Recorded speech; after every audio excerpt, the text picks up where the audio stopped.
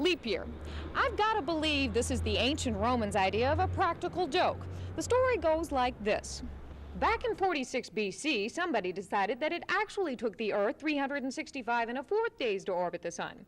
Now, the only people who had a problem with this were the calendar makers, so they added an extra calendar day every 4 years, probably sold a lot more calendars, and that was the end of their difficulties. Ours, however, were just beginning. Take, for instance, the digital watch owner facing this every 4 years on February 29th. Not a pretty sight, but not quite so devastating as what faces the physicists and astronomers who keep the time in line universally. Seems this thing is a lot more complicated than merely throwing in an extra day every 4 years. At the time, 18 hours, 41 minutes, coordinated universal time.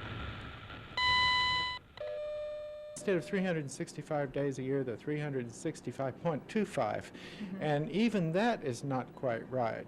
It's necessary at the beginning of every century to skip the leap year in the case that the century is an even multiple of 400 or something. This leap year stuff is tricky business, but perhaps none has it so bad as the leap year baby. These are the Langford twins, born today at Methodist Hospital.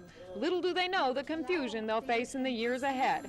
Les Pollard could tell them all about it. Today he's 8 years old, but celebrating just his second birthday. Now, I don't know about you, but I'm a whole lot older than Les, and I can't quite get a grasp on all this. Les, however, says he's finally figured it out. It means they change the calendar to make the year even. How long did it take you to figure this out? At least 5 years. And now that he understands the leap year phenomenon, maybe he can spend the next 5 years teaching it to this reporter. That day's missing every 3 years. 4 years. 3 years. 4 years. Right, 4 years. Shelly Whitehead, Action 11 News.